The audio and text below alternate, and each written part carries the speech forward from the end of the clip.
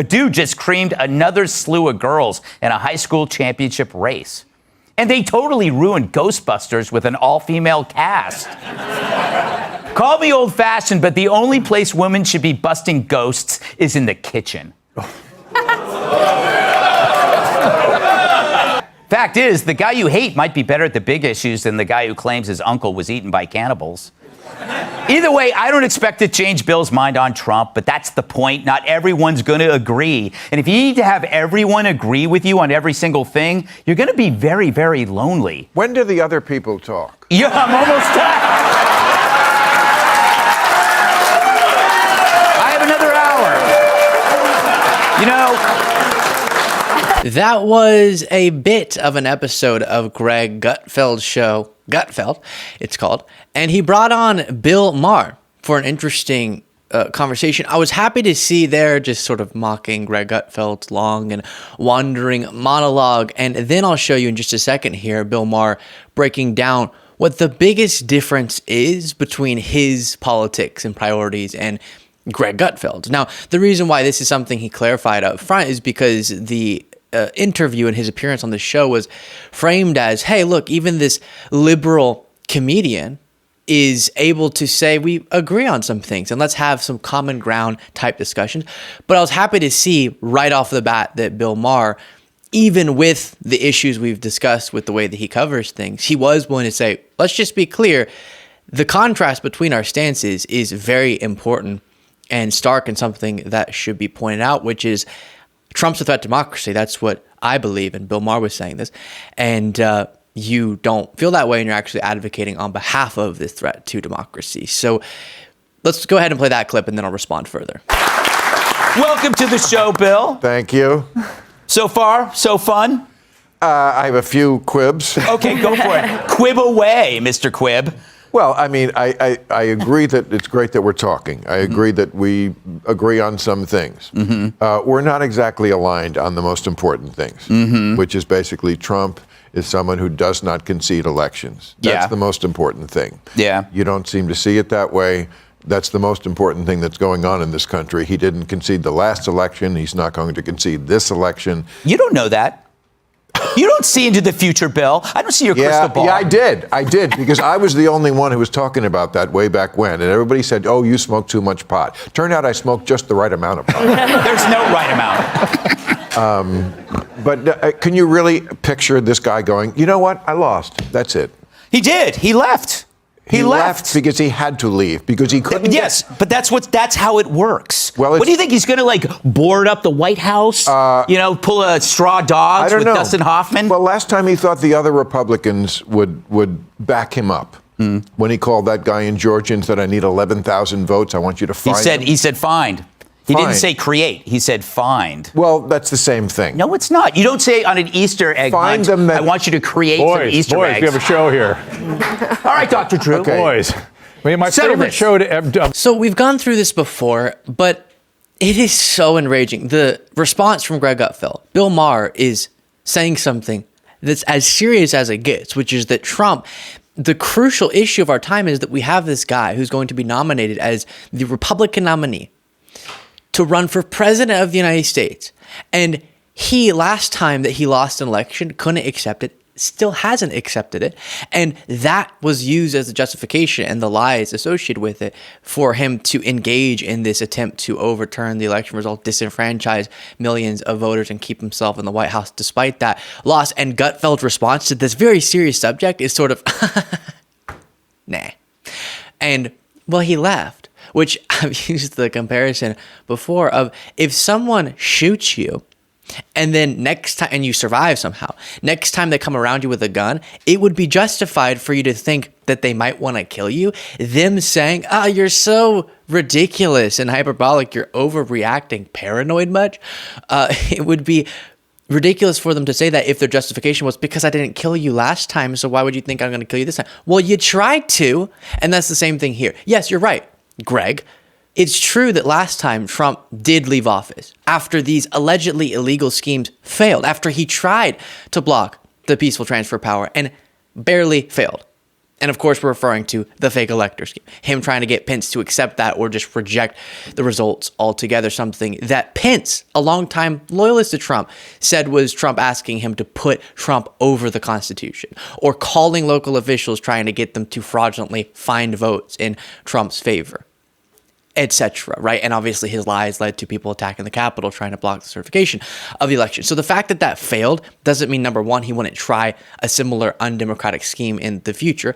It also doesn't mean that it doesn't expose, because it does, Trump's anti-democratic wannabe dictator intentions.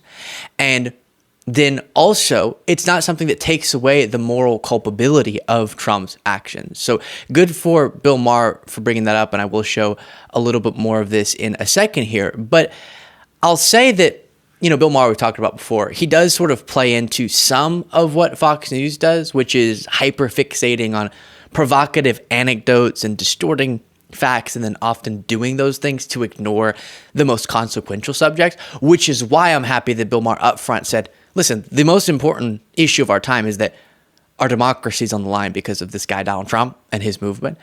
And seeing what he did last time and seeing his intentions for a second term is something that is so existential and affects everything else, given that we need a democracy to choose on any other policy issue, that this has to be my number one. But as I went over more extensively in a past segment, the reason why Bill Maher was framed in the way that he was in coming on this show was because he does do some of the, I'd say, overemphasizing of subjects that often just serve to distract from the more important ones, but allow for people to do this false equivalency between the current power center of the Republican Party and power center of the Democratic Party. With that being said, before any more, here is more from last night's edition of Gutfeld. We are polarized. I don't think we can deny that. The point is that we can also be friends. That's it. Right. We can't. Let's not.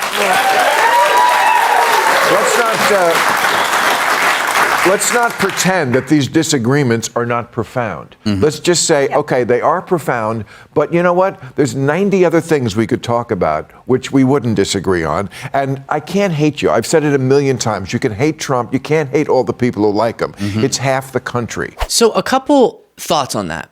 I think it's true that it's important, even in divided times, to understand our shared humanity and be able to engage with people in a way that is rational. And this is feedback that I very much appreciate, that I often get whenever I go to Trump rallies and people watch it and say, listen, crazy stuff being said, but I enjoy seeing you at least being respectful while engaging with these crazy ideas. And so that I agree with. I find it wildly ironic, to say the least, absurd, that a conversation about polarization is happening on Fox News.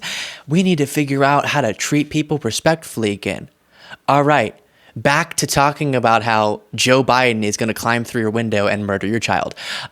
It's really ridiculous that they try to act sometimes like, oh, see, the left just trying to divide America, so let's talk about how we can unite. Either have that principle or don't, because you're one of the chief culprits in dividing America and making people believe we're more divided than maybe we even are. But on the subject of democracy, I've been saying in past segments, I want to unify the country too, or at least much of the country. But meaningful unity only comes from a unifying around some basic fundamental principles. If we're not uniting around anything of substance, then it's worthless. So us uniting around, for example, our common dedication to our democratic process, saying that, hey, even if we disagree on things that matter, right? These policy issues matter. But even if we disagree, we can unite around the fact that we want our democracy to continue, that we want our constitutional process to prevail.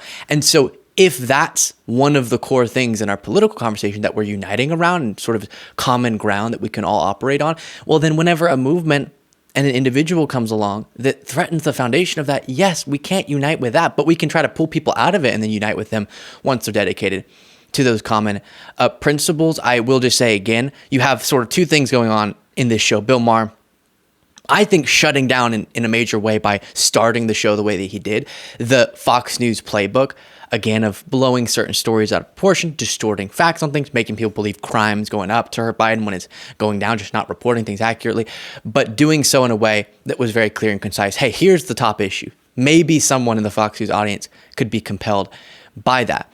But then later on, of course, Bill Maher, the reason he's there is to sort of give liberal credibility to some of the fear-mongering of the likes of Fox News. So there was some of that as well that wasn't so great.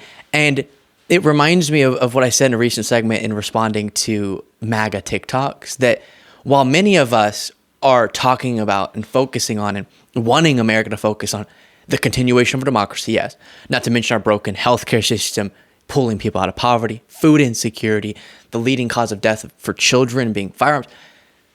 There are a lot of people out there, and hours of Fox News coverage being done on woke beer. And that contrast, I think, needs to be communicated to people more often. It's not that there aren't discussions to be had about other issues. For example, me advocating on behalf of defending people's right to be who they are. But it's that Fox News purposefully obsesses and puts this fixation of focus on certain issues to rile their followers up, to distract them from the fact that on the most consequential issues of our time, Fox News is on the wrong side of history. Donald Trump is on the wrong side of history. And so that's what should be said every time someone who's pro-democracy, liberal, or center pro-democracy, even right pro-democracy, gets to go on the Fox News airwaves. That's what should be communicated. On the bonus show today, we'll be talking about, and this is serious, so listen in. Rudy Giuliani.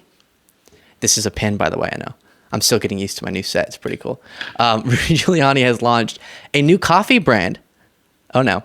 And much more. You can get access to the bonus show by clicking the join button below.